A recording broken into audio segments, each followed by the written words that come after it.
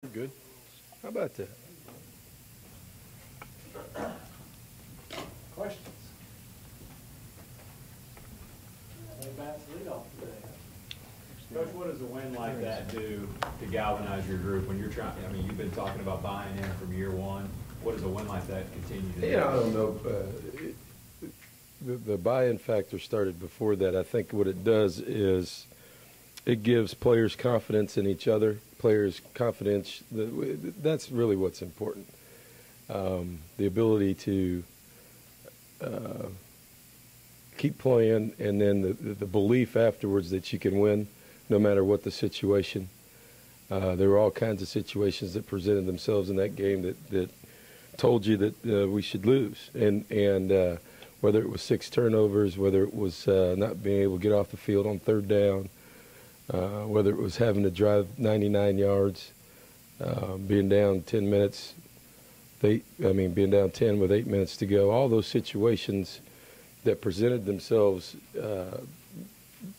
our guys had to deal with that and then win the football game. You know, you got to get some bounces, you got to get some calls, but all in all, what it does is it really creates confidence in each other. And until you're in that situation, the growth of your team really doesn't happen. You know, I think it happens for a defense that believes in an offense that believes in a defense, and on another level, individuals. I think it brings confidence in a team to a quarterback and the guys who are making plays. Hey, we can get this thing stopped. We can score from anywhere on the field at any time. So from that standpoint, it gives your team the confidence to know that, hey, the coaches just aren't talking. You know, guess what? We do have enough talent. We do have the players on this team, and we do have the type of team that can win a game at any time, you know, no matter what the situation is. You mentioned you guys are going to be honest with yourselves after Saturday's game. What's that? You mentioned you guys are going to be real honest with yourselves, as you always are on Mondays. What were some of the biggest takeaways from Saturday that you weren't happy with from Saturday? Well, you know, obviously you can't live with 6 turnovers. So, you know, that's not us.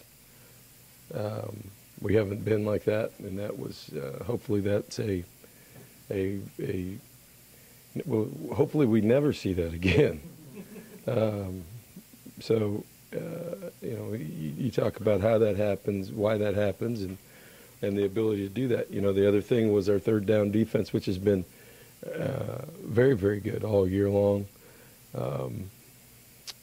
You know, was not as good as I thought. We were pretty good on first and second down. Third down, we were not where we've been all year, and we're getting a little bit spoiled by that because we've been off the chart on third down defense this year. You know, you look back at that game, and the story, it's like anything else in college football.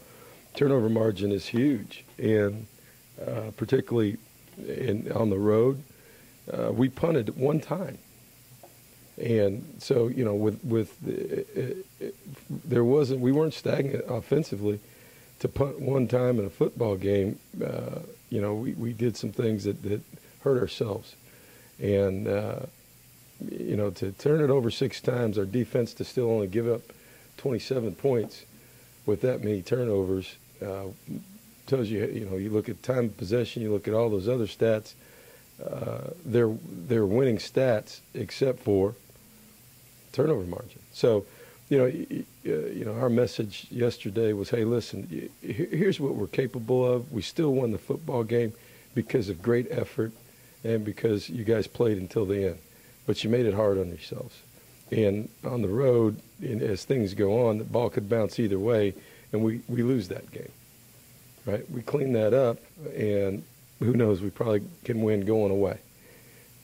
That's not to take away from Ole Miss. That's just the way the game was. So our guys understand that, and we you know, it's a learning process. But as it played out, the ability for us to make those plays at the end of the game, I think that creates a confidence that, you know, as a coach and as a program, you can't simulate that in any kind of practice atmosphere there is. I mean, you can practice it, but it doesn't mean anything until you go and win it. How important is it to your program in its first year to have a senior like Jonathan Stewart, who, by all appearances, really buys in and leads this defense and helps lead this team? You know, I don't know that it's just Jonathan. I think if you look at our group of linebackers, I think it's a combination of he and Sean because of what we ask him to do.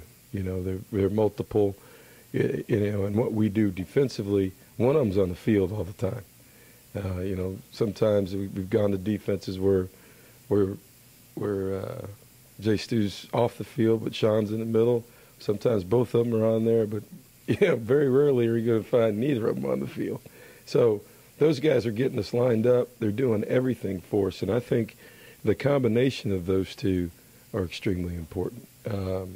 They've played as much football or more football than anybody in big football games. You look at the last play on defense, well, the fourth down play, Sean Porter, which we were looking at yesterday on the effort tape, Sean Porter on the snap of the ball is crossing face and it actually takes up 3 blockers. And the whole inside of that thing collapses because of how fast and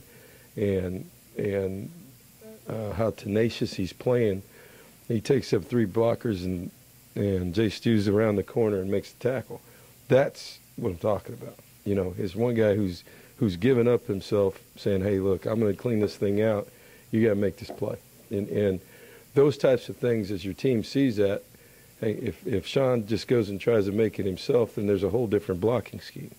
But it's to trust that, hey, listen, I'm doing this, my job, to get this done, and you got to make this play, and we get off the field. But they're all playing hard.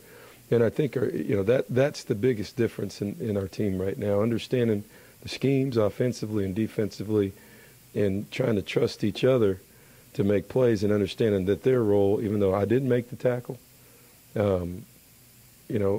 what I did was as important or maybe more important to us winning the game than them calling your name and you jumping up and down. And that takes a lot. You said after the Florida game that you wanted your defense to get more turnovers.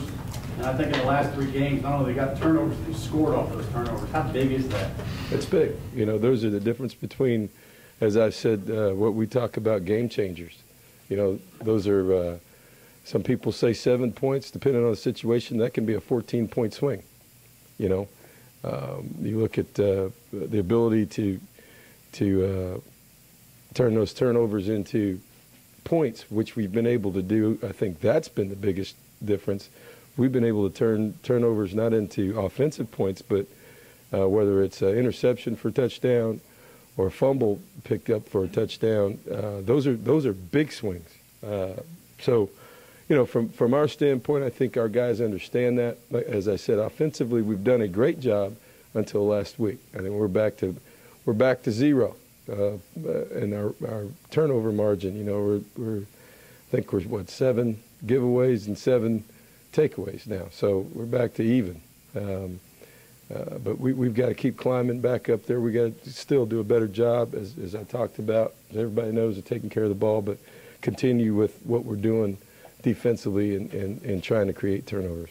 Kevin, what have you seen from Louisiana Tech since they've been playing versus when you were looking at them to get ready for that first game? Shoot, I see a better team. I'm not surprised by them being ranked. I'm not surprised. I told you guys before the season, we played them last year.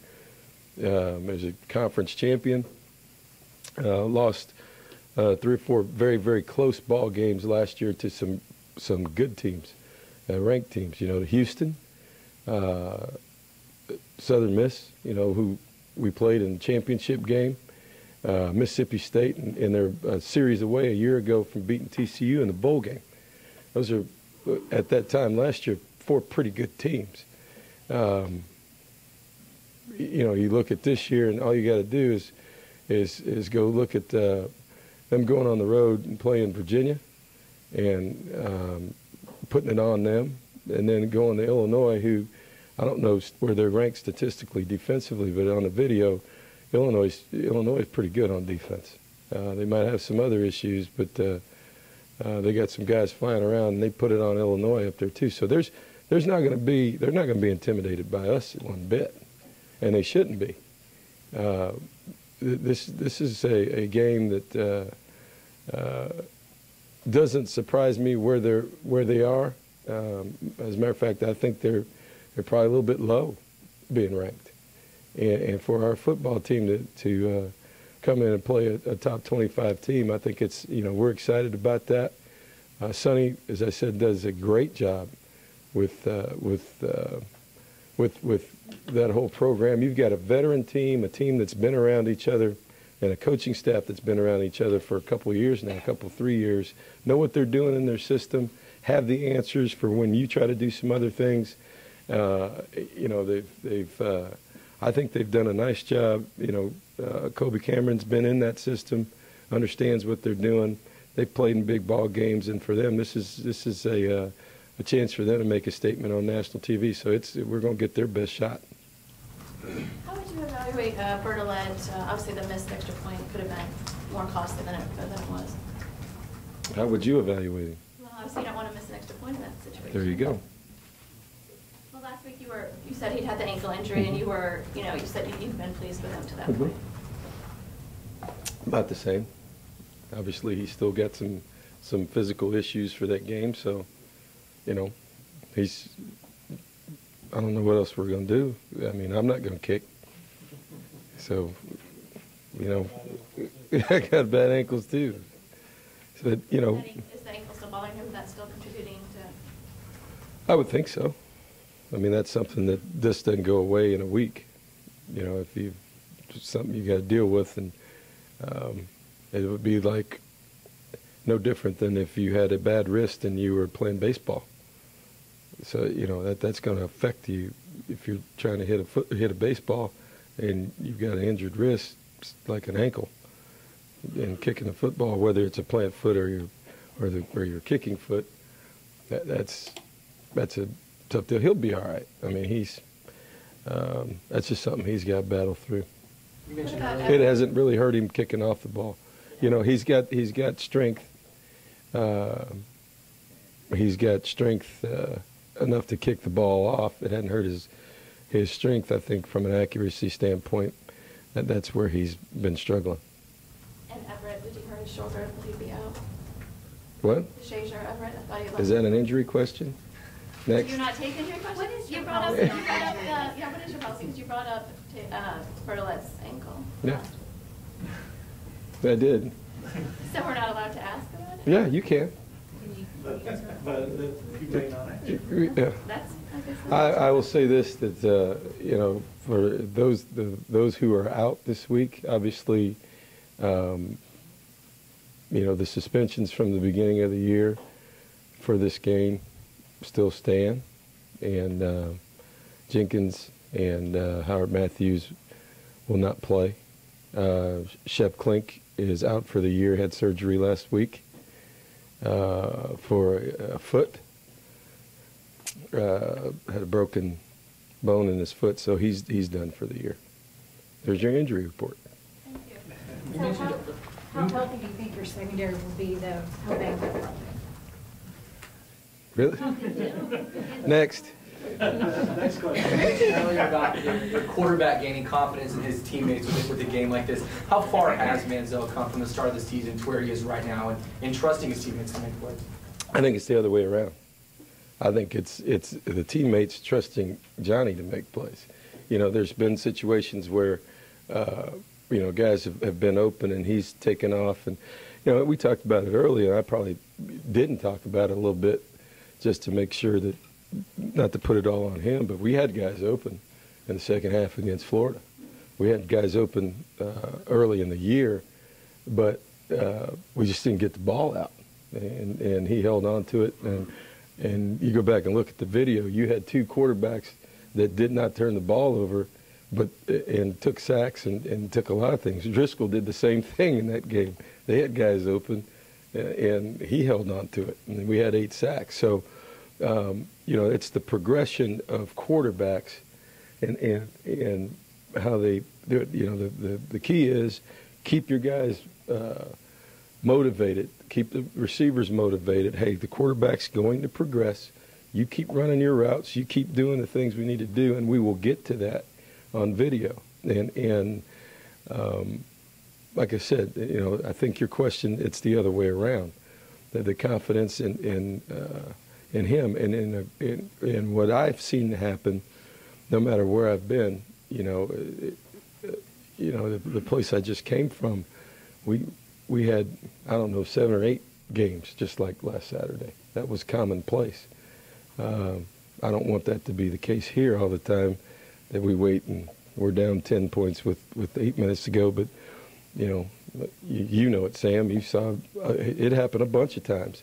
And what happens is it's the other way around. The confidence that everybody else has, all right, our quarterback we can win this game. And I'm not just talking about the receivers or the line. I'm talking about the defense, the kickers, the punters, everything. Hey, we get a stop here, we get the ball back. Okay, this guy can help us. We can go win this thing. That's probably the confidence level that is the biggest part, bigger than really Johnny going the other way. Does that make sense? Can you talk about your run through the locker room? Because you surprised some of your guys. They didn't seem to anticipate your post-game run through there. Was that kind of like what you're talking about? I mean, Well, there won't be any more cameras in the locker room. It's a nice run. Yeah, well, that's not going to happen again. But, that's just part of it. You got to remember, like I said, 20 minutes before that, we were losing by 10 points. So, that's all in perspective. And it's okay to celebrate, no matter what it is. We got 12 games. And 20 minutes before that actual video, we were behind by 10 points. So, that's what happens. And in a situation where all I've heard about is, what happens to our team and how we don't handle things very well at the end, there's a reason to be excited. And so it's okay. It's an emotional game. Football, we're not playing, I better not say that.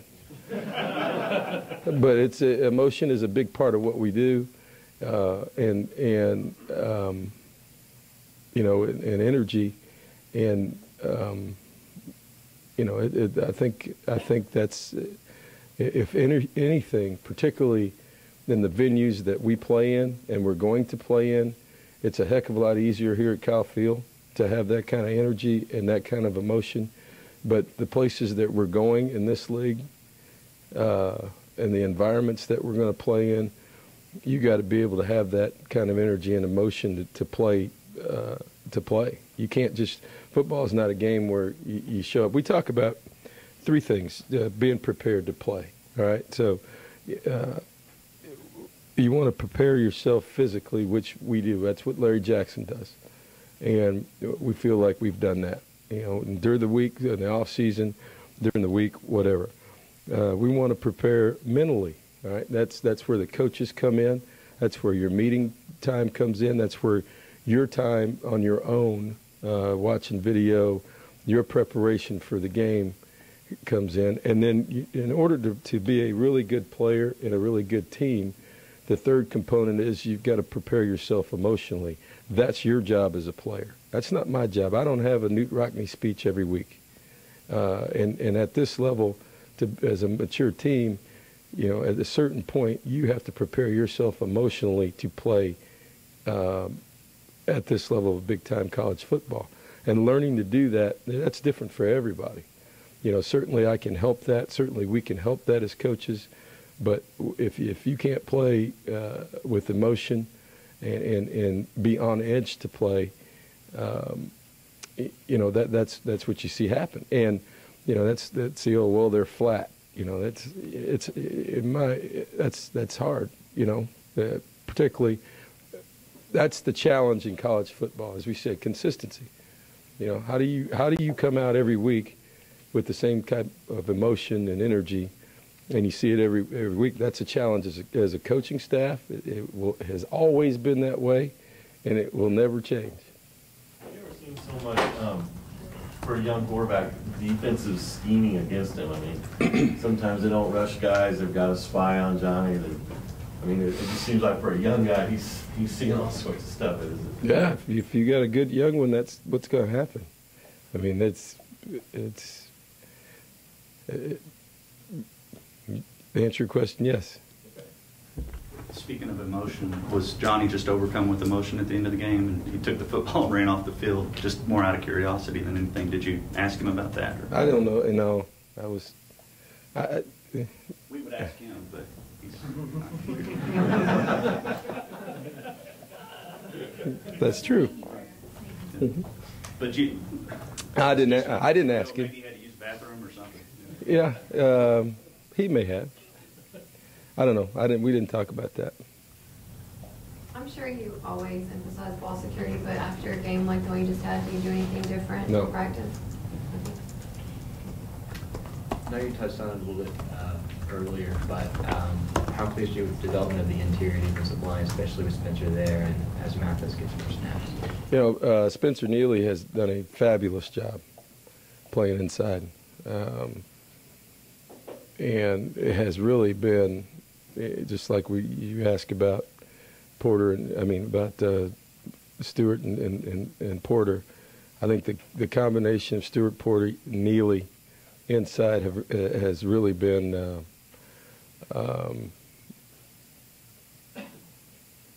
really the cornerstone of our defense. And I know DeMontre's getting a lot of pub for what's going on outside, but there's a reason for that. Mathis, Ennis, the combination, we're rolling those guys in there. Neely and DeMontre played 83 every snap of that football game. That gets back to the prepare physically part. So, they played every snap of that game at a high level. So, that's the kind of leadership that when you start talking to your team on Monday and some guys are complaining about, well, I couldn't do this in special teams or I couldn't do this, what we do is we talk about effort and who's doing what. You got a guy who rushed for 100 and whatever yards and Ben Molina, and he's covering kickoffs. That's what you're looking for in a football team. When you got other guys complaining that they can't play a certain amount of plays or, I can't do this or I'm tired. We've got a number of guys that are doing their job plus. And they're examples of this football team because they're trying to win the game. And Spencer Neely is really, really, for him to move from end to inside, which, just so you know, is probably, when you think about it, it's the craziest thing in the world to go to bed at night thinking, hey, tomorrow, no matter what goes on, I'm going to go out and I'm going to have two guys double team me for 3 hours. Take on double teams, really 600 and some pounds. If I'm lucky, only 600, probably closer to 650 for 3 hours of that.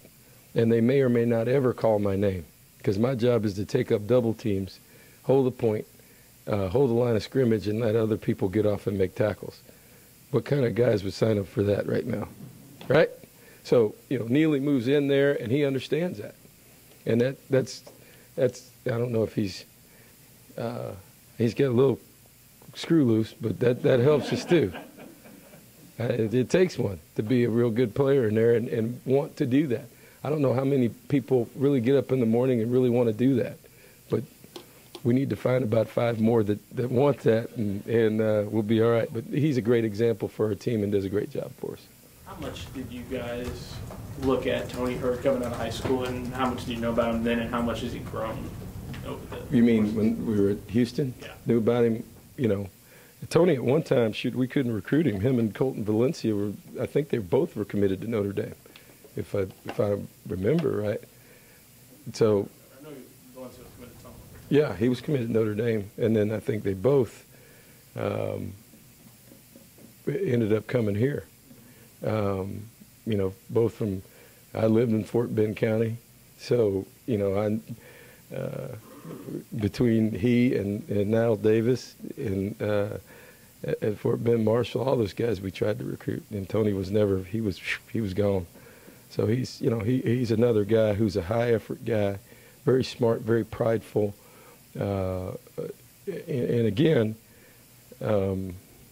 I think our defense has done a nice job with interchangeable parts of moving guys around. DeShazer's been moving around, the ability to have Tony play some nickel, play some safety, our corners, and we've got interchangeable pieces, and so because of that, I think it's been very hard for people to get a beat on where we are and who's playing and what kind of coverages that we're in. But Tony is smart, and he's a good tackler. He makes plays on special teams. He makes plays in space, and he's another high effort, high energy guy that I'm glad he's here. In your experience, in your career as a football coach, as a head coach and an assistant, how rare is it to find guys that, like Ben Molina, that are starters and tailbacks that are willing to play on special teams or no, that's what we've done. We had a guy last year, and Mike Hayes, who rushed for 109 or 10 yards and covered 8 kickoffs. So we've done that before with our best players. Our best players have got to contribute on special teams, and a lot of times those are running backs. So the utilization of those guys across the board, becomes important, and we need to get special teams plays, particularly punt and kickoff. Those are plays that are going to cover a minimum of 40 yards of 30 to 40 yards of field position in space. So you need to have your best players out there to be able to do something, to cover kicks and return it, because that's a huge chunk of yards. There's not another play that's guaranteed during the game that you can say from a scrimmage play that there's going to be an exchange of at least probably 30 yards here. You find those guys typically really, they're your best athletes. They better be eager. They're not that eager at first. Well, some of them are. Some of them aren't, because they don't do it. It's just your philosophy. Once guys understand the importance of the play, just like I explained it to you, or that it can, that's a huge chunk of real estate, and it's as important a play as there is, and we need our best players out there. I think it's easier. Aren't there any qualms, though, that Ben now is emerging as your starting tailback and is doing a really good job, that he might not be as served on running down and making tackles on punts? And do you have anybody else you could stick in there that plays?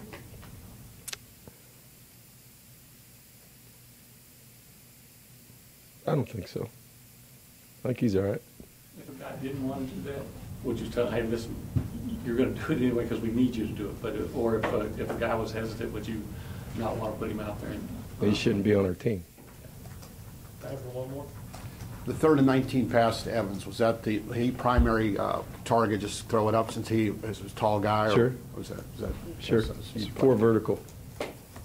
So, he's got with him being the single and then the other 3 receivers on the other side.